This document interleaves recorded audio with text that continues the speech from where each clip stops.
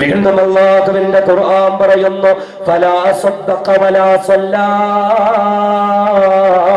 വലാകിൻ കല്ലബ വതവല്ലാ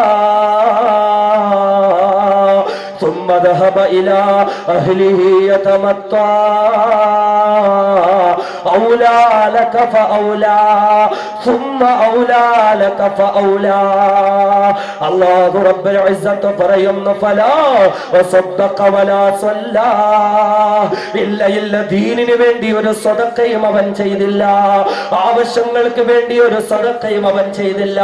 എത്രയോ ആവശ്യം അവരുടെ മുന്നിലേക്ക് വന്നതാ, എത്രയോ ബുദ്ധിമുട്ടുകൾ അവരുടെ മുന്നിലേക്ക് വന്നതാ, എത്രയോ പ്രവർത്തനങ്ങൾക്ക് വേണ്ടി പണം കൊടുക്കാൻ ആവശ്യപ്പെട്ടു. പക്ഷേ ഫലാ സദ്ദഖ സദഖ ചെയ്തില്ല, അല്ലാഹു റബ്ബുൽ ഇസ്സത്തിനെ അംഗീകരിച്ച് ജീവിച്ചില്ല. വലാ സ്വല്ലാ കൃത്യമായ നിസ്കാരം പോലും ഉണ്ടായിരുന്നില്ല. സിനിമയുടെ മുന്നിൽ പോയിരുന്നില്ലേ, സീരിയലിന്റെ മുന്നിൽ പോയിരുന്നില്ലേ, റിയാലിറ്റി ഷോകളുടെ മുന്നിൽ പോയിരുന്നില്ലേ. ഫലാ സ്വല്ലാ വലാകിൻ കസ്സബ വതവല്ലാ പിന്നെയോ ഇതൊക്കെ വെറുതെ എന്ന് പറഞ്ഞ് പിൻവാങ്ങിക്കളഞ്ഞില്ലേ, ഇതൊക്കെ കെട്ടുകഥയെന്ന് പറഞ്ഞ് പിൻവാങ്ങിക്കളഞ്ഞില്ലേ. എന്നിട്ട് തങ്ങളുടെ ആളുകളുമായി സുഖലോലുപതയുടെ പറുദീസയിൽ വിരാജിച്ച് കഴിഞ്ഞുകൂടിയില്ലേ. അല്ലാഹുവിന്റെ ഖുർആൻ പറയുന്നു ഔലാ ലക ഫഔലാ സുമ്മ ഔലാ ലക ഫഔലാ. ഇങ്ങനെ ജീവിച്ച നിനക്ക് പറ്റിയ ഏറ്റവും നല്ല മരണവാറണ്ടാണിത്, ഇങ്ങനെ ജീവിച്ച നിനക്ക് പറ്റിയ ഏറ്റവും നല്ല വാറണ്ട് തന്നെയാണിത്. അല്ലാഹുവിന്റെ അറിയിപ്പ് വരികയാ. എന്നിട്ട് അല്ലാഹ് ചോദിക്കുകയാ അയഹ്സബുൽ ഇൻസാനു അയ്യുത്രക സുദാ അലം യകുനു തുഫതം മിൻ മനിയ്യിൻ ثم كان علقة فخلق فسوى فجعل منه الزوجين الذكر والأنثى. വെറുമൊരിന്ദ്രിയത്തുള്ളിയായിരുന്ന നിന്നെ മാംസപിണ്ഡമാക്കി ആ നിന്നെ ഒരു പരിപൂർണ സൃഷ്ടിയാക്കി മാറ്റിയ പടച്ച തമ്പുരാൻ നിനക്ക് ജീവിക്കുന്നതിന് വേണ്ടി ഒരു നിയമം തന്നിട്ട് അതെല്ലാം ലംഘിച്ച് ജീവിച്ചതായ മനുഷ്യ, അതെല്ലാം ലംഘിച്ച് ജീവിച്ചതായ പെണ്ണ്, അയഹ്സബുൽ ഇൻസാനു അയ്യുത്രക സുദാ നിന്നെ വെറുതെ വിടുമെന്ന് നീ കരുതിയോ? അല്ലാഹുവിന്റെ വാറണ്ട് വരില്ല എന്ന് നീ കരുതിയോ? പടച്ചവന്റെ പട്ടാളം നിന്റെ കൊട്ടാരത്തിനുള്ളിലേക്ക് വരില്ല എന്ന് വിചാരിച്ചോ? അല്ലാഹുവിന്റെ വാറണ്ട് നിന്നെ പിടികൂടില്ല എന്ന് വിചാരിച്ചോ? അയഹ്സബുൽ ഇൻസാനു അയ്യുത്രക സുദാ. അല്ലാഹുവിന്റെ ഖുർആൻ ചോദിക്കുകയാ, എന്റെ പൊന്നുമക്കളെ, എന്നത് പറയുമ്പോൾ നിസാരമായി തോന്നുകയാ, എന്നത് പറയുമ്പോൾ പ്രസംഗം കൊഴിപ്പിക്കാനുള്ള ഒരു അലങ്കാര വർത്തമാനമായി തോന്നുകയാ. എന്നാൽ അറിയുമോ, നാളെ മലക്കുൽ മൗത്ത് ഇസ്രായീൽ അലൈഹിസ്സലാത്തു വസ്സലാമും സൈന്യവും നിന്റെ കൺമുന്നിലേക്ക് നിന്റെ റൂഹ് പിടിക്കാൻ വാറണ്ടുമായി വന്നു കഴിഞ്ഞാൽ അല്ലാഹു റബ്ബുൽ ഇസ്സത്തിന്റെ മുന്നിൽ പൊട്ടിക്കരഞ്ഞുകൊണ്ട് ചോദിച്ചു പോകുന്നതാ, റബ്ബി ലൗലാ അഖർതനി ഇലാ അജലിൻ ഖരീബ്. അല്ലാഹുവേ ഒരൽപ സമയം തരുമോ അല്ലാഹ്, അല്ലാഹുവേ ഒരൽപ സമയം തരുമോ അല്ലാഹ്, ഈ വാറണ്ടിനെ നീ ഒന്ന് മാറ്റി വെക്കുമോ അല്ലാഹ്, ഈ വാറണ്ടിനെ നീ ഒന്ന് പിന്തിപ്പിക്കുമോ അല്ലാഹ്. അല്ലാഹുവേ എന്റെ പൊന്നുമോള് സ്കൂളിൽ നിന്ന് വന്നിട്ടില്ല അല്ലാഹ്, എന്റെ ഭാര്യ ആശുപത്രിയിൽ കിടക്കുന്നു അല്ലാഹ്, എന്റെ ഉമ്മാന് മരുന്ന് വാങ്ങാൻ വന്നതാണ് അല്ലാഹ്, അതുകൊണ്ട് മരുന്ന് ഞാനൊന്ന് കൊണ്ടു കൊടുത്തോട്ടെ പടച്ചവന്. ആശുപത്രിയിൽ കിടക്കുന്ന എന്റെ ഭാര്യയും കുഞ്ഞിനെയും ഒന്ന് കണ്ടോട്ടെ അല്ലാഹ്, സ്കൂളിൽ നിന്ന് വരുന്ന എന്റെ പൊന്നുമോളെ ഒന്ന് വിളിച്ചോട്ടെ അല്ലാഹ്. റബ്ബി ലൗലാ അഖർതനി ഇലാ അജലിൻ ഖരീബ്. ഒരൽപ സമയം നീ വാറണ്ടെന്ന് മാറ്റി വെച്ചാൽ ഫസദ്ദഖ വഅകും മിനസ് സ്വാലിഹീൻ. എന്ത് വേണമെങ്കിലും ഞാൻ ചെയ്യാമല്ലാഹ്, എത്ര സദഖ വേണമെങ്കിലും ചെയ്യാമല്ലാഹ്, എത്ര ധർമ്മം വേണമെങ്കിലും നടത്താമല്ലാഹ്, എന്തിനു വേണമെങ്കിലും പണം കൊടുക്കാമല്ലാഹ്, എങ്ങനെ വേണമെങ്കിലും സഹായിക്കാമല്ലാഹ്. വഅകും മിനസ് സ്വാലിഹീൻ. ഞാൻ സ്വാലിഹീങ്ങളിൽ പെടാമല്ലാഹ്. ഒരൊറ്റ അവസരം തരുമോ അല്ലാഹ്? വാറണ്ട് വന്നു കഴിയുമ്പോൾ ചോദിക്കും, ജാമ്യം കിട്ടാൻ വകുപ്പ് വല്ലതും ഉണ്ടോ? ദുനിയാവിലൊക്കെ ജാമ്യം കിട്ടും മക്കളെ, പടച്ചോന്റെ വാറണ്ട് വന്നായില്ല. റബ്ബി ലൗലാ അഖർതനി ഇലാ അജലിൻ ഖരീബ്, ഒരല്പസമയം നിങ്ങളൊന്ന് കാത്തിരിക്കുവോ, ഒരല്പസമയം ഒന്ന് പിന്തിച്ചു തരുമോ പടച്ചോനെ അല്ലേ? അങ്ങനെ ഒരു എന്തെങ്കിലും ഒരു ചാൻസ്, എന്തെങ്കിലും ഒന്ന് അഡ്ജസ്റ്റ് ചെയ്യാൻ പറ്റുമോ? ഈ ഡ്രസ് ഒന്ന് മാറാനെങ്കിലും ചോദിക്കൂലേ പോലീസ് വരുമ്പോ? അള്ളാന്റെ പട്ടാളം ഇവിടെ അറിയാതെ ചോദിച്ചു നോക്കും, റബ്ബി ലൗലാ അഖർതനി ഇലാ അജലിൻ ഖരീബ്, ഒരല്പസമയം. എന്തിനാ ആദ്യം തന്നെ പറയും? നിസ്കരിക്കാനോ നോമ്പുടിക്കാനോ ഒന്നുമല്ല. ഫസ്റ്റ് തന്നെ ആവശ്യപ്പെടുന്നത് എന്തിനാണെന്നറിയോ? ഫഅസ്സദഖ, ഞാൻ എന്തെങ്കിലുമൊക്കെ സദഖ ചെയ്തോട്ടെ അല്ലാഹ്. ഫസ്റ്റ് ചോദിക്കുന്ന ആൾ തന്നെയാണ് അല്ലേ?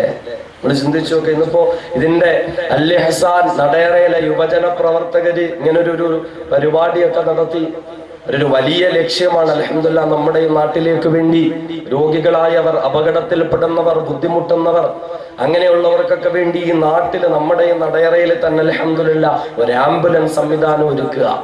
അതൊരു ആവശ്യമായ കാര്യമാണ്. പ്രത്യേകിച്ച് ഇന്ന് പല സാംക്രമിക രോഗങ്ങൾ പടർന്നു പന്തലിക്കുന്ന ഈ സന്ദർഭങ്ങളിലൊക്കെ ഒരു ആംബുലൻസ് നമ്മുടെ വീട്ടുമുറ്റത്ത് സുസജ്ജമാക്കേണ്ടുന്ന കാലഘട്ടം. അൽഹംദുലില്ലാഹ് അങ്ങനെ ഒരു പ്രവർത്തനവുമായി ഈ കാണുന്ന സംവിധാനങ്ങളൊക്കെ, സ്റ്റേജ് ആയാലും മൈക്കായാലും ലൈറ്റ് ആയാലും കസേരയായാലും ചായ ആയാലും എന്തായാലും, അതൊക്കെ നിങ്ങളുടെ അടുത്ത് ഒരാളോടും പൈസ ചോദിച്ചിട്ടില്ല, ഒരാളെടുത്തും അവർ പിരിച്ചില്ല. അൽഹംദുലില്ലാഹ് അവരൊക്കെ തന്നെ തങ്ങളാൽ കഴിയുന്ന രീതിയിലാണ് ഈ സംവിധാനങ്ങളൊക്കെ ആക്കിയത്. പക്ഷേ ഒരു ആംബുലൻസ് സംവിധാനം അത് പിന്നീട് ചിന്തിച്ച് അതൊരു ഒരാവശ്യമല്ല, അത്യാവശ്യമായി തോന്നി. അതിന്റെ പേരിൽ അവർ മുന്നേക്ക് അറിയിച്ചു ഒരു ആംബുലൻസ് നമുക്ക് ആവശ്യം തന്നെ. നമ്മൾ ചിന്തിച്ചു നോക്കെ, ഇന്നത് പറയുമ്പോൾ നമുക്കൊരു മടിയാ. അതിപ്പോ അതിനുവേണ്ടി ഇപ്പൊ 5000 കൊടുത്തവരുണ്ട്, 25,000 കൊടുത്തവരുണ്ട്, 30-40 ഒക്കെ കൊടുക്കുന്നവരുണ്ട്. ഇപ്പൊ നമ്മളിപ്പോ കൊടുക്കണോ? അതിന്റെയൊക്കെ ആവശ്യമുണ്ടോ? നമ്മൾ ഉണ്ടാക്കി വെച്ച പണം നമ്മളിങ്ങനെ ആംബുലൻസ് എന്ന് പറയുമ്പോ അങ്ങോട്ട് കൊടുക്കല, നമ്മുടെ മക്കൾക്ക് വേണ്ടി നമ്മളങ്ങോട്ട് കൊടുക്കല. സദഖ ചെയ്യാനൊക്കെ വല്ലാത്ത മടിയാ, അതിനൊക്കെ വല്ലാത്ത ബുദ്ധിമുട്ടാ. പക്ഷെ അള്ളാഹുവിന്റെ പട്ടാളക്കാർ ആയുധങ്ങളുമായി നിന്നെ വലയം ചെയ്തിട്ട് നിന്നെ അറസ്റ്റ് ചെയ്യാൻ പോകുമ്പോ ഒരു ചാൻസ് തരുമോ പടച്ചോനെ? എന്തിനാ? സദഖ ചെയ്യാനുള്ള ഒരു ചാൻസാ ചോദിക്കുന്നേ. അന്ന് ചിന്തിക്കുക, അൽ ഇഹ്സാന്റെ ഏതെങ്കിലും പ്രവർത്തകർ ഇപ്പൊ വീട്ടിൽ വന്നിരുന്നെങ്കിൽ വീട് മൊത്തം കയ്യിൽ കൊടുക്കാൻ. അന്ന് ചിന്തിക്കും, അത്രയൊന്നും വേണ്ട, ഒരു 5-10 വെച്ച് കൊടുത്തിട്ട് അങ്ങോട്ട് ഏറ്റെടുക്കാൻ ഇന്ന് നമുക്ക് മടിയാ. പടച്ചവൻ കാത്തു രക്ഷിക്കട്ടെ. മരിക്കുന്ന സമയത്ത് ആദ്യം ഓർമ്മ വരുന്ന സദഖ ചെയ്യാനാ. ഇന്ന് ഓർമ്മ വരില്ല. ഒരു 5000-10,000 ആര് കൊടുക്കാൻ പറയാന്ന് വെച്ചാൽ എണീക്കാനൊക്കെ വലിയ, മറ്റേ പുള്ളിക്കാരൻ സമ്മതിക്കൂല. പുള്ളിക്കാരൻ ഇങ്ങനെ പിടിച്ച് വലിക്കാം, അവിടെ ഇരിക്കണമെന്ന് പറയും. മരിക്കുന്ന സമയത്ത് ആ പുള്ളിക്കാരനുണ്ടാവൂല. മലക്കുകൾ വന്നു കഴിഞ്ഞാൽ പിന്നെ ഇബ്ലീസ് ഉണ്ടാവൂല. ചിന്തിക്കണേ. ആ വാറണ്ടിന്റെ സമയത്ത് ആദ്യം ചോദിക്കുന്നത് പൈസ എന്തെങ്കിലും തന്നാൽ. ഇവിടുത്തെ പട്ടാള പോലീസുകാരുടെ പൈസ കൊടുത്ത പൊക്കോളും, കുഴപ്പമൊന്നുമില്ല. അള്ളാന്റെ പോലീസുകാരല്ലേ, നടക്കില്ല. അവിടെ അപ്പം പൈസ കൊടുത്തിട്ട് കാര്യമില്ല. കൊടുക്കണമെങ്കിൽ ഇപ്പോഴേ എന്തേലും കൊടുത്തേക്കും. അതുകൊണ്ട് ഈ ഒരു ആംബുലൻസ്, ഞാനത് ഇന്ന് പിരിവും കാര്യങ്ങളൊന്നുമില്ല, പക്ഷെ ഇത് ഓർമ്മപ്പെടുത്തുകയാണ്. ഇൻഷാ അല്ലാഹ് നാളെയും മറ്റന്നാളും സദസ്സുകളുണ്ട്. നമ്മൾ ചിന്തിക്കുക, നാളെ എന്റെ അടുക്കലേക്ക് വാറണ്ടുമായി വരുമ്പോ എനിക്ക് രക്ഷപ്പെടണമല്ലോ പടച്ചവനെ, എനിക്ക് രക്ഷപ്പെടണമല്ലോ. വാറണ്ടുമായി പടച്ചവന്റെ പട്ടാളക്കാർ വരുമ്പോൾ എനിക്ക് സന്തോഷത്തോടു കൂടി അവരുടെ യാത്രയാകണം. അങ്ങനൊരവസ്ഥ അള്ളാഹ് അങ്ങനെ ഒരു അവസരം തരട്ടെ. നമ്മൾ ചിന്തിച്ചു നോക്കെ, ഈ പട്ടാളത്തെയും പോലീസിനെയും 2 കാര്യത്തിന് ഉപയോഗിക്കുന്നത്. ഒന്ന്, അറസ്റ്റ് ചെയ്യാനും പിടിച്ചുകൊണ്ടുപോകാനും വലിച്ചഴിച്ചുകൊണ്ടു പോകാനും. 2, എന്താ, ഒരു ചീഫ് ഗസ്റ്റ് വന്നാൽ അവരെ സ്വീകരിക്കാനും പട്ടാളവും പോലീസും തന്നെയല്ലേ ഉള്ളേ. നമ്മൾ ചിന്തിക്കണം, ജീവിതം പടച്ചവനെ അംഗീകരിച്ചുകൊണ്ടും അനുസരിച്ചുകൊണ്ടും അള്ളാഹുവിന്റെ കൽപ്പനകളെ പരിപൂർണമായും ശിരസാവഹിച്ചുകൊണ്ടുമാണ് എങ്കിൽ അള്ളാന്റെ പട്ടാളക്കാർ വരും നമ്മളെ സ്വീകരിച്ചു കൊണ്ടുപോകാൻ. പടച്ചവന്റെ പട്ടാളക്കാർ വരും. മരണാസന്നനായി കിടക്കുന്ന മനുഷ്യന്റെ അടുക്കലേക്ക് സ്വർഗത്തിലെ പൂക്കളുമായിട്ട് മലക്കുകൾ ഇറങ്ങി വരും. സ്വർഗത്തിലെ പൂക്കളുമായി, പൂച്ചെണ്ടുകളുമായി വരും. സ്വർഗത്തിലെ പട്ടുടയാളുകളുമായി വരും. മരണാസന്നനായി കിടക്കുന്ന മനുഷ്യന്റെ അടുക്കലേക്ക് മലക്കുകൾ വന്ന് സമാധാനിപ്പിക്കും.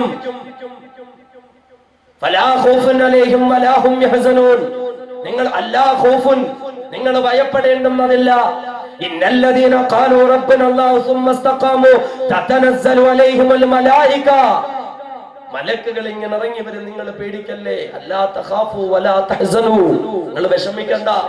നിങ്ങളുടെ കുടുംബത്തെയൊക്കെ വിട്ട് ഭാര്യയൊക്കെ വിട്ടിട്ട് നിങ്ങൾ മറ്റൊരു ലോകത്തേക്ക് നിങ്ങൾ വിഷമിക്കണ്ട, നിങ്ങൾ ഭയപ്പെടേണ്ടുന്നതില്ല.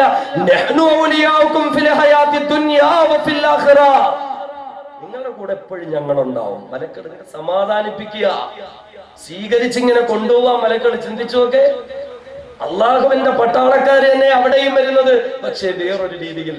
സ്വർഗത്തിലെ നല്ല മണമുള്ള പൂക്കളുമായി, സ്വർഗത്തിലെ വസ്ത്രവുമായി ഇതൊക്കെ ഇങ്ങനെ ധരിപ്പിക്കുകയല്ലേ, ഈ വസ്ത്രമൊക്കെ ഇങ്ങനെ ധരിപ്പിക്കുകയല്ലേ.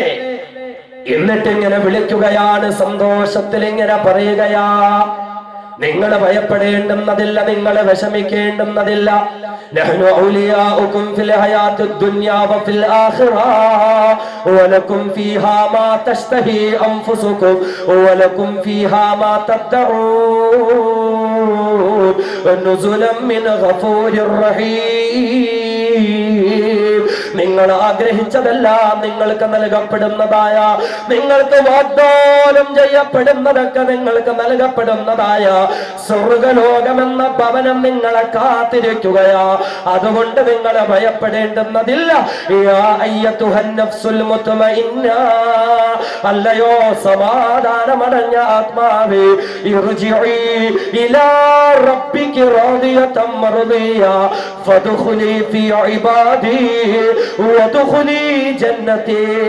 നിന്നെ കാത്തിരിക്കുന്ന രാജാതിരാജനായ പടച്ചവന്റെ സമക്ഷത്തിലേക്ക് അല്ലാഹുവിന്റെ ഗസ്റ്റായിക്കൊണ്ട്, പടച്ചവന്റെ അതിഥിയായിക്കൊണ്ട് നമുക്ക് യാത്രയാകാം. അതുകൊണ്ട് പേടിക്കേണ്ട, ഭയപ്പെടേണ്ട. അല്ലാഹുവിന്റെ പട്ടാളക്കാര് പറയാ, പേടിക്കണ്ട, ഭയപ്പെടേണ്ട, അവിടെ എല്ലാം ഉണ്ട്. ആഗ്രഹിക്കുന്നതെല്ലാം അവിടെ റെഡിയാക്കിയിട്ടുണ്ട്, എല്ലാ കാര്യങ്ങളും ഒക്കെയാണ്. പേടിക്കണ്ട, വിഷമിക്കണ്ട, ഞങ്ങളുണ്ട് അവിടെ. സ്വീകരിക്കുക, വന്നിട്ട് സ്വീകരിച്ചിങ്ങനെ കൊണ്ടുപോവാ. ചിന്തിച്ചു നോക്കെ ആ ഒരു നിമിഷം. എന്നിട്ടെന്താ, ഗസ്റ്റ് ഹൗസിൽ പേര് കൊണ്ടുപോയി ഇങ്ങനെ രജിസ്റ്റർ ചെയ്യുക. ഗസ്റ്റ് ഹൗസിലെ അതിഥികൾ താമസിക്കേണ്ട ഇടത്തില് പേരിങ്ങനെ, അതിഥികളെ എങ്ങനെയാണല്ലോ സ്വീകരിച്ചാനയിച്ച് കൊണ്ടുപോവുക, സ്വീകരിച്ചാനയിച്ച് ഇങ്ങനെ കൊണ്ടുപോവുക. ഇല്ലിയിൽ, അതാണ് ഗസ്റ്റ് ഹൗസ്. നല്ല നല്ല ആളുകളെ സ്വീകരിച്ചു കൊണ്ടുപോകുന്നവരെയൊക്കെ ഇല്ലിയിൽ എന്ന ഗസ്റ്റ് ഹൗസിൽ കൊണ്ടുപോയി പേര് രജിസ്റ്റർ ചെയ്യും.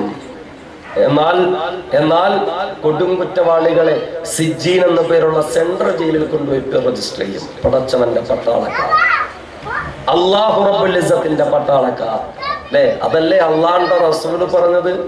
ഒരർത്ഥത്തിൽ നമ്മൾ ചിന്തിച്ചേ, ഒന്നുകിൽ ഖബർ സ്വർഗത്തിലെ ഒരു പൂങ്കാവനമായിരിക്കും, അല്ലെങ്കിൽ ഖബർ നരകത്തിലെ ഒരു കുണ്ടായിരിക്കും അല്ലേ? ഒന്നുകിൽ ഖബർ സ്വസ്ഥമായി കിടന്നുറങ്ങാനുള്ള ഒരു ഗസ്റ്റ് ഹൗസ് ആയിരിക്കും, അല്ലെങ്കിൽ ഖബർ അതിക്രൂരമായ പീഡനങ്ങൾ ഏറ്റുവാങ്ങേണ്ട ഒരു ലോക്കപ്പ് ആയിരിക്കും. കുറ്റവാളികളെയൊക്കെ ലോക്കപ്പിൽ കൊണ്ടുപോയിട്ടിരിക്കുക, കസ്റ്റഡിയിലാ കുറെ നാള്. വിചാരണയ്ക്ക് കോടതിയിൽ ഹാജരാക്കപ്പെടുന്നത് വരെ കസ്റ്റഡിയിൽ കിടക്കണം. അതിക്രൂരമായ പീഡനങ്ങളുണ്ട്. എന്നാൽ അള്ളാനെ അനുസരിച്ച് ജീവിച്ചോ, ഗസ്റ്റ് ഹൗസിൽ, റെസ്റ്റ് ഹൗസിൽ അതിഥിയായിട്ട് ജീവിക്കുക. അതിഥിയായി ചെല്ലുമ്പം തന്നെ ഇങ്ങനെ സ്വീകരിക്കും മലക്കുകൾ. എന്നിട്ട് ഇങ്ങനെ വിശേഷങ്ങളൊക്കെ ചോദിക്കുമല്ലോ. മൻ റബ്ബുക, നിങ്ങളെ റബ്ബാരാ? അമ്മാ ദീനൊക്കെ നിങ്ങളുടെ ദീനേതാ?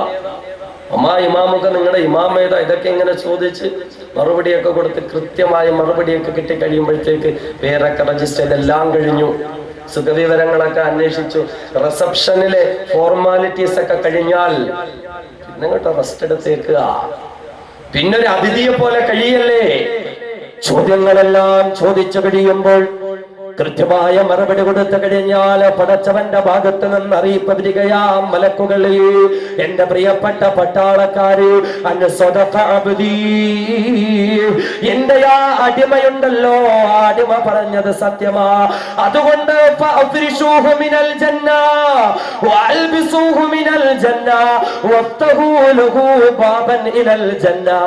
അതുകൊണ്ട് മലക്കുകളെ, എന്റെ അടിമയായ അതിഥിക്ക് വേണ്ടി സ്വർഗത്തിലെ വിരിപ്പുകൾ വിരിച്ചു കൊടുക്കുക.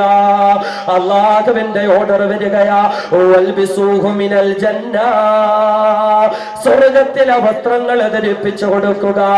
വഫ്രിശൂഹു മിനൽ ജന്ന, സ്വർഗ്ഗത്തിലെ വിരിപ്പുകൾ വിരിച്ചു കൊടുക്കുക. വഫ്തഹൂ ലഹു ബാബൻ ഇലൽ ജന്ന, സ്വർഗ്ഗത്തിലെ വാതിലുകൾ ആ ഖബറിലേക്ക് തുറന്നു കൊടുക്കുക.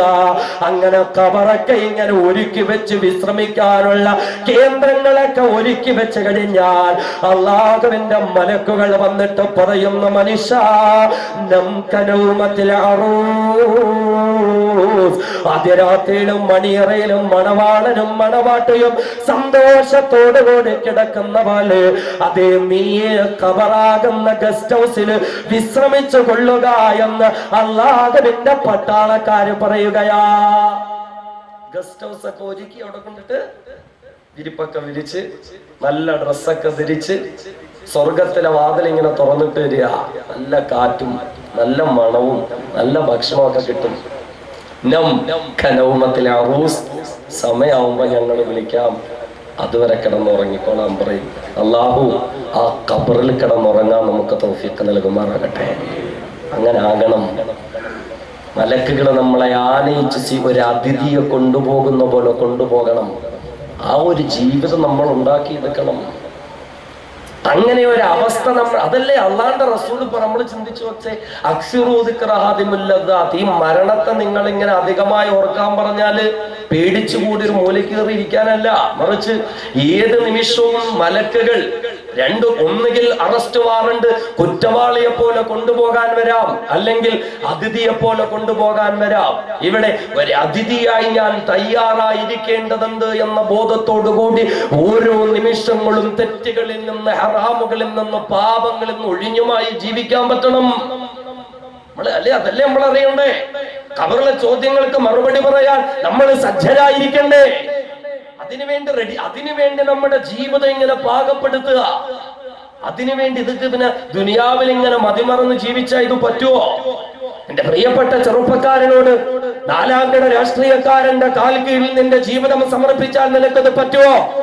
പാദരാത്രിയുടെ നിശബ്ദതയിൽ നിരീശ്വരവാദിയായ നേതാക്കന്മാർക്ക് വേണ്ടി ചുവരുകളിൽ കുമ്മായം വരയ്ക്കാനും, അവർക്ക് വേണ്ടി പോസ്റ്റർ ഒട്ടിക്കാനും, അവർക്ക് വേണ്ടി സിന്ദാബാദ് വിളിക്കാനും, അവർക്ക് വേണ്ടി കല്ലേറ് നടത്താനും വേണ്ടി വന്നാൽ അവരുടെ വാക്ക് കേട്ടുകൊണ്ട് സ്വന്തം സമുദായത്തിൽപ്പെട്ട സഹോദരന്റെ കഴുത്തിന്റെ കടക്കൽ പോലും കത്തി കുത്തി ഇറക്കാൻ യാതൊരുവിധ മടിയുമില്ലാതെ ജീവിക്കുന്ന ചെറുപ്പക്കാരാ. അങ്ങനെയൊക്കെ അങ്ങോട്ട് ജീവിച്ച് ഇങ്ങനെ എങ്ങനെയെങ്കിലൊക്കെ ജീവിച്ച് തീരുക. അതുകൊണ്ട് കാര്യമുണ്ടോ? ചിന്തിക്കണം സഹോദരിമാര്, അതുപോലെ ചിന്തിക്കുക. നാളെ ഖബറിലേക്ക് കൊണ്ടുപോകുമ്പോ എന്നോട് ചോദ്യമുണ്ട്, കസ്റ്റഡിയിൽ ക്വസ്റ്റ്യൻ ചെയ്യലുണ്ട്, വാറണ്ട് കഴിഞ്ഞാ പിന്നെ ലോക്കപ്പിൽ അതിക്രൂരമായ ചോദ്യം ചെയ്യലിന് വിധേയമാകും. ഒരു മനുഷ്യാവകാശ കമ്മീഷനോടുണ്ടാവൂല,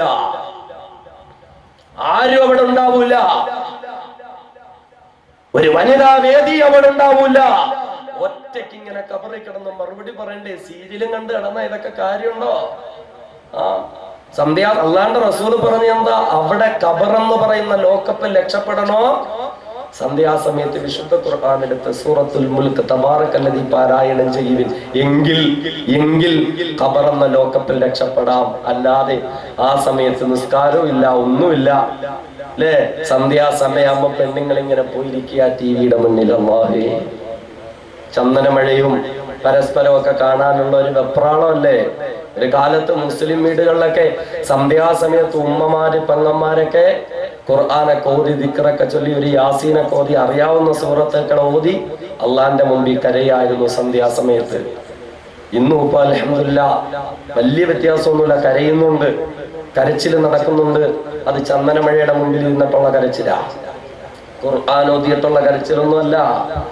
അതിനെ പറ്റിയുള്ള ഏറ്റവും വലിയ ചർച്ച അതല്ലേ, ഏറ്റവും വലിയ ചിന്ത അതായി പോയില്ലേ? കൊച്ചു കുട്ടികൾ കുറച്ച് നാളുകൾക്ക് മുമ്പ് വാട്സപ്പിൽ ഇങ്ങനെ ഒരു തമാശ, ഒരു കോമഡി കിട്ടിയിരുന്നു. നിങ്ങൾ കിട്ടി, പലർക്കും വന്നിട്ടുണ്ടാവും. പക്ഷെ അത് തമാശയാണെങ്കിൽ പോലും ഗൗരവത്തിൽ എടുക്കേണ്ടതാ. ഉസ്താദ് ഇങ്ങനെ മദ്രസയിൽ പഠിപ്പിക്കുമ്പോ ഉസ്താദ് ഇങ്ങനെ കുട്ടികൾക്ക് ഇസ്ലാമിന്റെ മര്യാദ പഠിപ്പിക്കുന്നു. മക്കളെ, നിങ്ങൾ പരസ്പരം കണ്ടാൽ സലാം പറയണം. സലാം പറയുന്നതിന്റെ മര്യാദ ഇങ്ങനെ പഠിപ്പിക്കുക. പരസ്പരം കണ്ടാൽ സലാം പറയണം. അപ്പൊ ഇങ്ങനെ ഒരു കുട്ടി ചോദിക്കുകയാണ് അത്രേ, ഉസ്താദേ പരസ്പരം കണ്ടാൽ സലാം പറയണമെങ്കിൽ അപ്പൊ ഈ ചന്ദന മഴ കണ്ടിട്ട് ഞങ്ങൾ എന്താ പറയേണ്ടത്?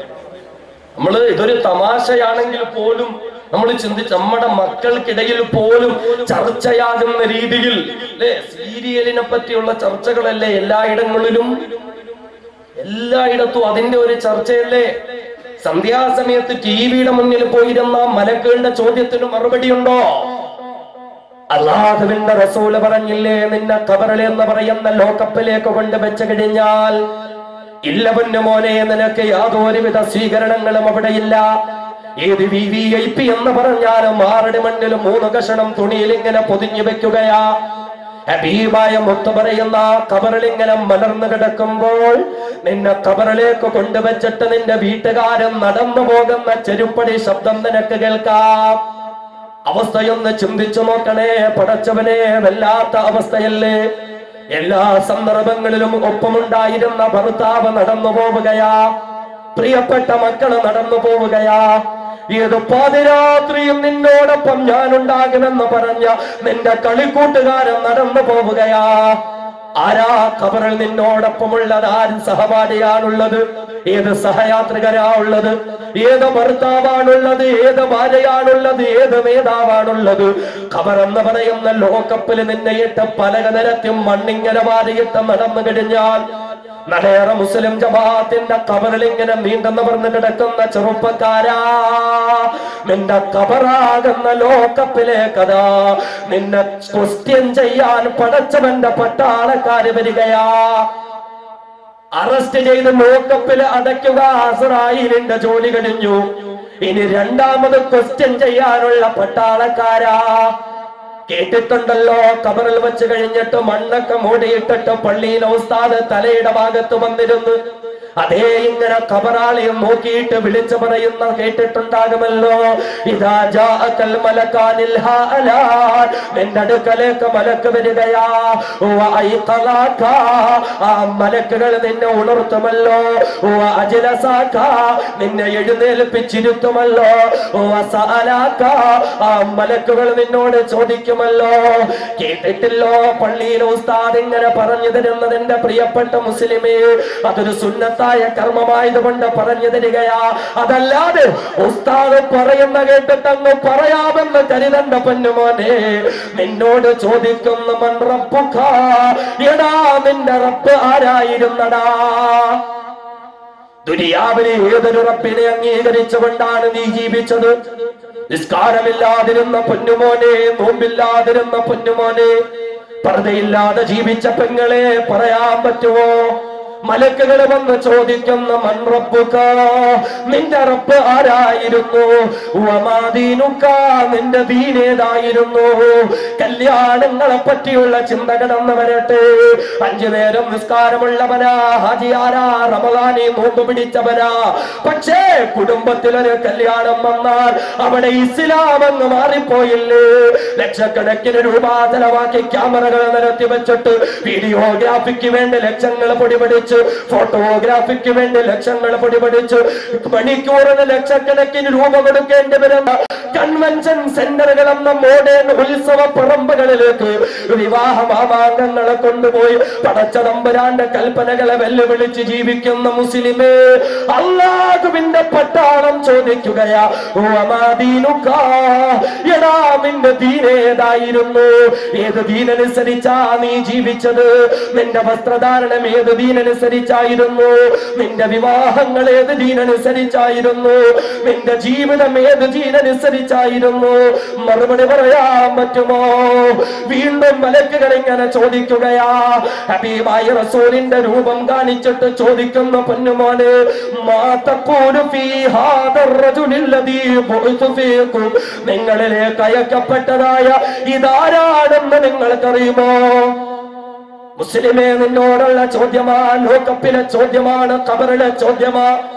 റബീഉൽ അവ്വലിൽ 12 ദിവസം മാത്രം നബിദിനത്തിന്റെ പേര് പറഞ്ഞ് പച്ചത്തുണിയും എടുത്തുകൊണ്ട് റബ്ബുർ റസൂലിന്റെ പേര് പറഞ്ഞ് തിരുവോരങ്ങളെ കീഴടക്കിയ ചെറുപ്പക്കാരാ, 12 ദിവസത്തെ ആർമാദ ചെറുപ്പത്തിൽ കഴിഞ്ഞാൽ റസൂലുള്ളാഹിനെ ഓർമ്മയുണ്ടോ? ഓരോ ദിവസവും ഹബീബായ മുത്തിന്റെ ദാടിയ വടിച്ചലേക്ക് കരയുന്ന ചെറുപ്പക്കാരാ, റസൂലുള്ളാഹിന്റെ സുന്നത്തായ തൊപ്പിയ പഴഞ്ചനെന്ന് കരുതുന്ന ചെറുപ്പക്കാരാ, റസൂലുള്ള പഠിപ്പിച്ച ജീവിതമൊക്കെ പഴയ കാലത്തെ ആളുകൾക്കും ഉസ്താദന്മാർക്കും മാത്രമുള്ളതെന്ന് കരുതി പോകുന്ന ചെറുപ്പക്കാരാ, മലക്കുകൾ ചോദിക്കുന്ന ചോദ്യത്തിന് മറുപടിയുണ്ടോ? ഇങ്ങനെ ഓരോ ചോദ്യങ്ങളും ആ മലക്കുകൾ ചോദിക്കുന്നു. ഹബീബായ മുത്ത് പറഞ്ഞുവല്ലോ, കസ്റ്റഡിയിൽ നിന്ന് ക്വസ്റ്റ്യൻ ചെയ്യാൻ വരുന്ന മുൻകരൻ നക്കീറെന്നും പേര് പറയപ്പെടുന്ന മലക്കുകള്, ആ മലക്കുകളുടെ കോലം എന്താ? ഹബീബായ മുത്ത് പറയുകയാ, അബ്സാറുഹുമാ കൽ ബർഖിൽ ഖാതിഫ് വഅസ്വാതുഹുമാ കർറദിൽ ഖാസിഫ്.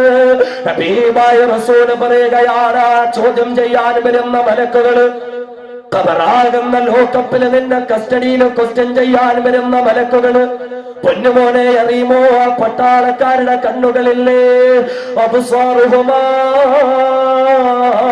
കൽ ബർഖിൽ ഖാതിഫി, ഇടിമിന്നൽ പോലെയുള്ള കണ്ണുകളാണ് അവരുടെ കണ്ണുകൾ. ഒരു നോട്ടം കൊണ്ട് തന്നെ ഭയപ്പെട്ടു പോവുകയാ. കണ്ണുകളിൽ നിന്ന് മിന്നൽ പിണറുകൾ ഇങ്ങനെ പുറത്തേക്ക് വരികയാ, തീജ്വാലകൾ ഉയരുകയാ. എന്ന് മാത്രമല്ല, അസ്വാതുഹുമാ, അവർ നിന്നെ ചോദ്യം ചെയ്യുമ്പോഴുള്ള ശബ്ദമുണ്ടല്ലോ, കർറദിൽ ഖാസിഫി, ഭയങ്കരമായ ഇടിവാദം പോലെയുള്ള ശബ്ദമാ. കസ്റ്റഡിയിൽ ക്വസ്റ്റ്യൻ ചെയ്യാൻ വരുന്ന അള്ളാഹുവിന്റെ പട്ടാളക്കാർ, മുൻകറും നക്കീറും അലൈഹിമസ്സലാം.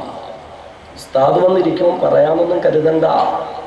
ദുനിയാവിൽ ജീവിച്ചോ എങ്കിൽ മറുപടി പറയാം. ദുനിയാവിൽ ജീവിച്ചവരാണെങ്കിൽ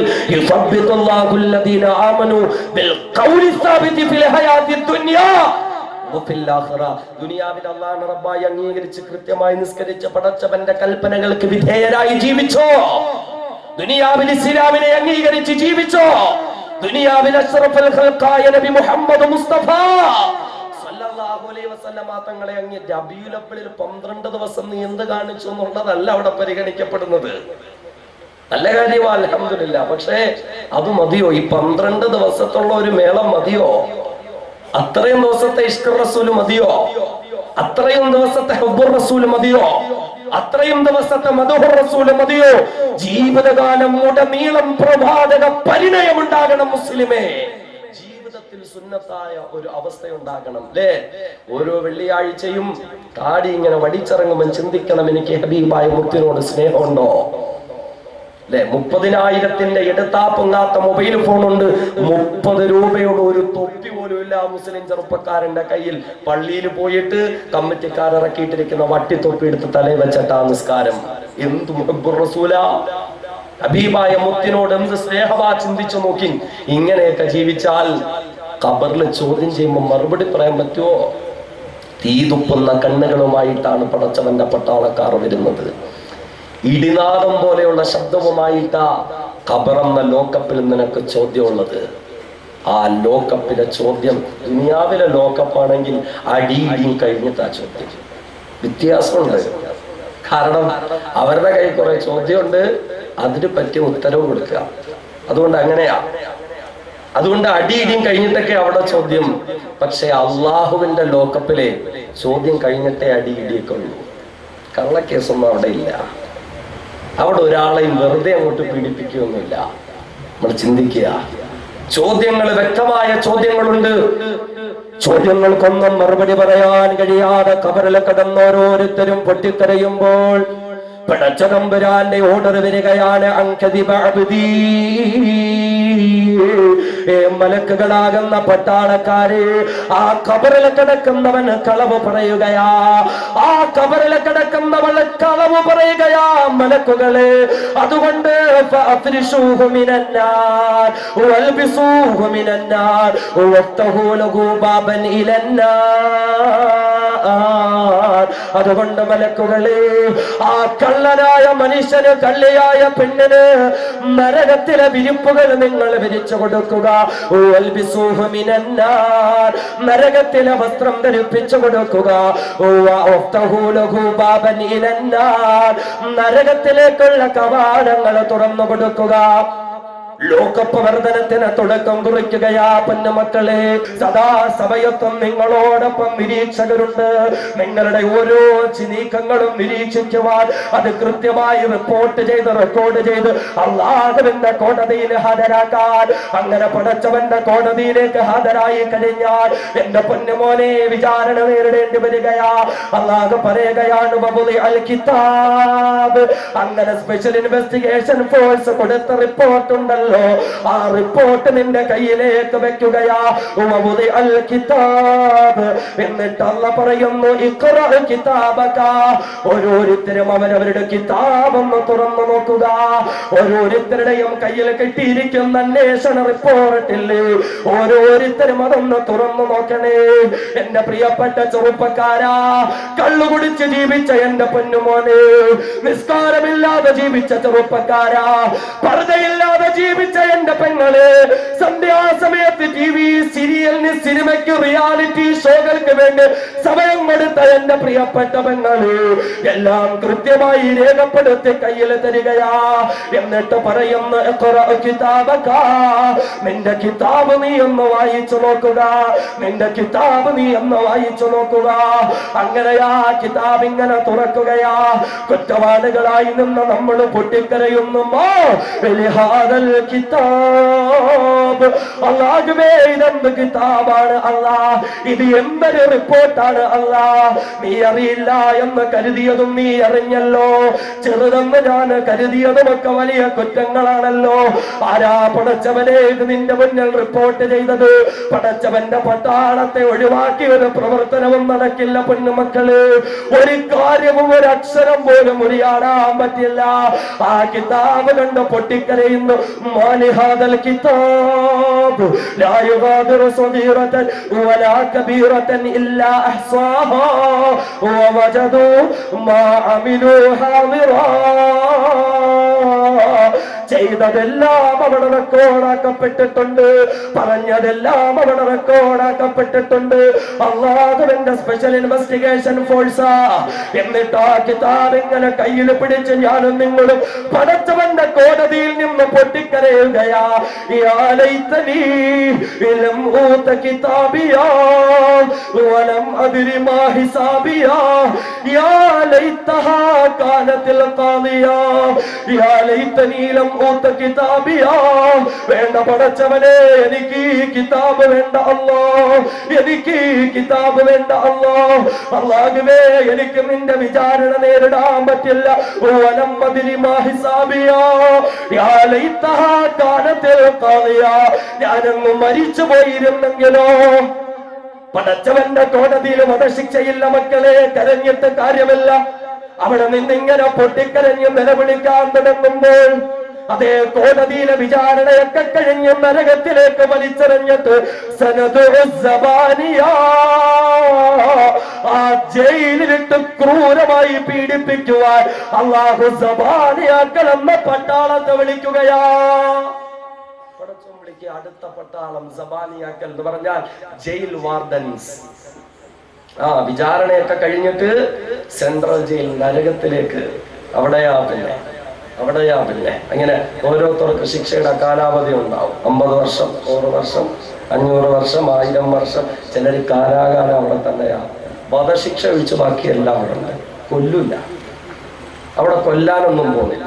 ഇതിപ്പോ വധശിക്ഷ ഇപ്പൊ ഇന്ത്യ രാജ്യത്തിന്റെ ചരിത്രത്തിൽ ആദ്യമായി നടന്നൊരു സംഭവമാണ്. വധശിക്ഷക്കെതിരെ അപ്പീൽ കൊടുത്തപ്പോ പാതിരാത്രിയില് ആഭ്യന്തര വണ്ടിയും പിടിച്ച് പോയേക്ക ചീഫ് ജസ്റ്റിസിന്റെ വീട്ടില് രാത്രിയില്. അവിടെയൊക്കെ ഗൂഢാലോചന ചിന്തിച്ചുമൊക്കെ. ചീഫ് ജസ്റ്റിസ് പെട്ടെന്ന് ജഡ്ജിമാരെയൊക്കെ വിളിച്ചോടത്തി പാതിരാത്രി 2 മണിക്ക് ഇരുന്ന് ഒപ്പിടുക. ഒരാവശ്യമായിട്ട് ചെന്നാൽ ഇതൊക്കെ നടക്കുമോ? പറഞ്ഞ ആരുടെയൊക്കെയോ താല്പര്യങ്ങൾ സംരക്ഷിക്കുക എന്നുള്ളതാ. പക്ഷെ അള്ളാന്റെ കോടതി അങ്ങനൊന്നുമല്ല. കൃത്യമായ കണക്കെടുപ്പ്, കൃത്യമായ റിപ്പോർട്ടുകൾ ഹാജരാക്കി അള്ളാന്റെ പട്ടാളത്തിന്റെ അന്വേഷണത്തിൽ കള്ളമൊന്നുമില്ല. അതാ അള്ള പറയുന്നത്. വായിച്ചു നോക്കിക്കോണം. കള്ളക്കേസ് എന്തെങ്കിലും ഉണ്ടെങ്കിൽ പറയാം. പറയാം. കരിനിയമം എന്തെങ്കിലും ഉണ്ടെങ്കിൽ പറയാം. വലായുലമൂലഫത്തില, ഒരാൾക്ക് ഇവിടെ നീതി നിഷേധിക്കപ്പെടൂല. ഇതൊക്കെ അള്ളാന്റെ പട്ടാളത്തിനും പടച്ചോന്റെ കോടതിക്കേ പറയാൻ പറ്റുള്ളൂ. ആ കോടതിയെയാണ് നമ്മൾ ഭയപ്പെടേണ്ടത്. ആ പട്ടാളത്തെയാണ് നമ്മൾ ഭയപ്പെടേണ്ടത്. ആ വിചാരണയാണ് നമ്മൾ ഭയപ്പെടേണ്ടത്. കാലാകാലം സെൻട്രൽ ജയിലായ നരകത്തിലെ കിടന്ന് വെന്തുരുകേണ്ടി വരും. അല്ലാഹു റബ്ബുൽ ഇസ്സത്ത് കാത്തു രക്ഷിക്കുമാറാകട്ടെ. അതുകൊണ്ട് പടച്ചവന്റെ ഖുർആൻ പറഞ്ഞ അല്ലാഹുവിന്റെ പട്ടാളം ഏത് നിമിഷവും നമ്മുടെ മുന്നിൽ വരാം. അറസ്റ്റ് വാറണ്ടുമായി അസ്റായീൽ അലൈഹിസ്സലാം വരും. അവിടെ നിന്ന് ഖബർ എന്ന ലോകപ്പിൽ കൊണ്ടുപോകും. അവിടെ മുൻകർ നക്കീർ അലൈഹിസ്സലാത്തു വസ്സലാമിന്റെ നേതൃത്വത്തിലെ കസ്റ്റഡിയിൽ നമ്മെ ക്വസ്റ്റ്യൻ ചെയ്യും. അതിനുശേഷം ലോകപ്പ് മർദ്ദനത്തിന് വേണ്ടി പട്ടാളം വരും.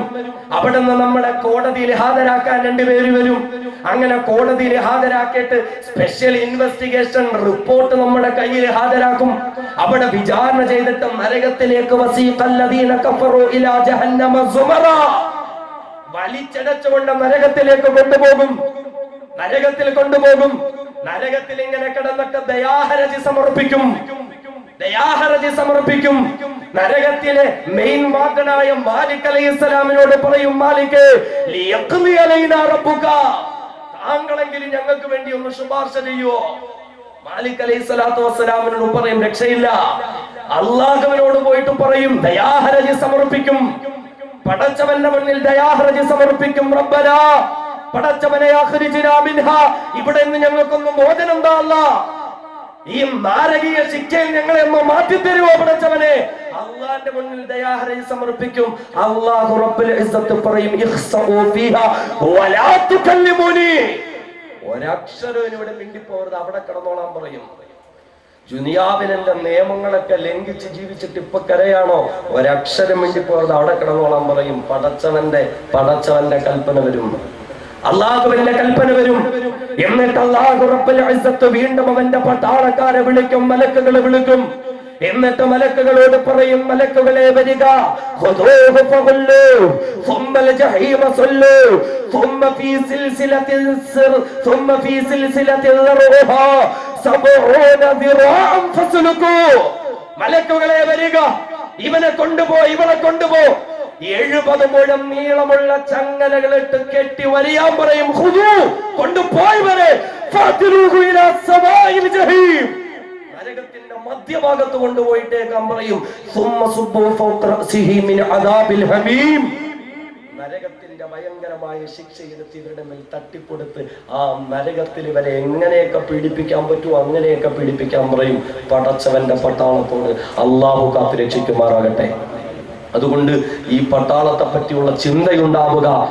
അതിനാൽ അല്ലാഹു റബ്ബുൽ ഇസ്സത്തിന്റെ നിയമങ്ങൾ ലംഘിച്ച് ജീവിച്ചാൽ ഈ പട്ടാളത്തിൽ നിന്ന് ക്രൂരമായ നടപടികൾക്ക് നമുക്ക് വിധേയരാകും. നേരെ മറിച്ച് അല്ലാഹുവിന്റെ നിയമ നടപടികളെ അംഗീകരിച്ച് നമ്മൾ ജീവിച്ചാൽ ഇൻഷാ അല്ലാഹ് അതിഥികളായിക്കൊണ്ട് നമുക്ക് പോകാം. നാഥനായ തമ്പുരാൻ നമുക്കതിന് തൗഫീഖ് നൽകി അനുഗ്രഹിക്കുമാറാകട്ടെ. അൽഹംദുലില്ലാഹ്, അതിമഹത്തായ ഒരു സന്ദേശം 2 ദിവസങ്ങളിലായി നിങ്ങളുടെ മുന്നിൽ പറയാൻ സാധിച്ചു. ഇത് ഒരു വഅദ് കേട്ട് ലാഘവത്തോടുകൂടി കൊള്ളാം മാർക്കൊക്കെ ഇട്ട അതിന്റെ ഒന്നും ആവശ്യം ആർക്കുമില്ല. അത് ഞാനും ആഗ്രഹിക്കുന്നില്ല, എനിക്ക് ശേഷം വരുന്ന ബഹുമാന്യനായ നവാസ് മന്നാനി ആഗ്രഹിക്കും. മറിച്ച് ജീവിതത്തിൽ മാറ്റം ഉണ്ടാകട്ടെ, ജീവിതത്തിൽ മാറ്റമുണ്ടാകട്ടെ. അതിനു വേണ്ടിയിട്ടാണ്. അതോടൊപ്പം ഇതിന്റെ പ്രവർത്തകരുടെ പരമപ്രധാനമായ ഒരു ലക്ഷ്യമുണ്ട്, ഒരു ആംബുലൻസ് ഈ നാടിനു വേണ്ടി സമർപ്പിക്കുക എന്നുള്ളത്. നമ്മളൊക്കെ അതിനു വേണ്ടി കൊടുക്കുന്ന ഓരോ നയാ പൈസയും ഇൻഷാ അല്ലാഹ് അതിനു വേണ്ടി തന്നെയായിരിക്കും ചെലവഴിക്കുന്നത്. വേറെ ഒരു കാര്യത്തിൽ ഒരു ട്യൂബ് ലൈറ്റിന് പോലും നിങ്ങളുടെ പണം വേണ്ട. കാരണം എല്ലാം ഇതിന്റെ പ്രവർത്തകർ തന്നെ അൽഹംദുലില്ലാഹ് സജ്ജീകരിച്ചിരിക്കുകയാണ്. അതുകൊണ്ട് വരുന്ന 2 ദിവസങ്ങളിൽ നിങ്ങൾ സദസ്സിലേക്ക് വരുമ്പോൾ ഈ ആംബുലൻസിന് വേണ്ടി നമ്മൾ വീട്ടിൽ പോയിട്ട് ചിന്തിക്കുക, നാളെ അസ്റായിൽ വാറണ്ടുമായി വരുമ്പോൾ ആദ്യം പറയുന്ന പണം കൊടുക്കാന്ന. അവിടെ കൊടുത്തിട്ട് കാര്യമില്ല, അവിടെ പറഞ്ഞിട്ട് കാര്യമില്ല. ഇന്ന് നമ്മൾ കൊടുത്ത സജ്ജരായിരിക്കുവിൻ. അല്ലാഹു സ്വീകരിക്കുമാറാകട്ടെ, അർഹമായ പ്രതിഫലം നൽകുമാറാകട്ടെ. എല്ലാവരും ഇരിക്കണം ഇൻഷാ അല്ലാഹ്. നമുക്ക് ദുആ ചെയ്തുകൊണ്ട് പോകാം. നിങ്ങളുടെ എല്ലാവരുടെയും വിലയേറിയ ദുആക്കളിൽ ഈ വിനീതന് വേണ്ടി ആത്മാർത്ഥമായി എല്ലാവരും ദുആ ചെയ്യുക. എന്റെ മാതാപിതാക്കൾ, ഉസ്താദന്മാർ, മശായിഖന്മാർ, കൂട്ടുകുടുംബ ബന്ധുമിത്രാദികൾ, സുഹൃത്തുക്കൾ, സഹപാഠികൾക്ക് വേണ്ടിയിട്ടും എന്റെ പ്രിയപ്പെട്ട ഭാര്യയ്ക്ക് വേണ്ടിയിട്ടുമൊക്കെ ആത്മാർത്ഥമായി നിങ്ങൾ ഓരോരുത്തരും ദുആ ചെയ്യുക. എവിടെ ഏത് നാട്ടിലും യഥാർത്ഥ അഹ്ലുസ് സുന്നത്തി വൽ ജമാഅത്തിന്റെ ആശയാദർശങ്ങൾ പറയാനും സംഘടനാ പക്ഷപാതിത്വങ്ങളില്ലാതെ സത്യത്തിന്റെ പക്ഷം ചേരാനും എന്നാൽ കഴിയുന്ന രീതിയിൽ സത്യത്തിന് വേണ്ടി സംസാരിക്കുവാനും എല്ലായിടങ്ങളിലും അല്ലാഹു റബ്ബുൽ ഇസ്സത്തിന്റെ സഹായവും കാവലും ഉണ്ടാകുവാനും ആത്മാർത്ഥമായി നിങ്ങൾ ഓരോരുത്തരും ദുആ ചെയ്യണം എന്ന് പ്രത്യേകം ഓർമ്മപ്പെടുത്തുകയാണ്. അൽഹംദുലില്ലാഹ്.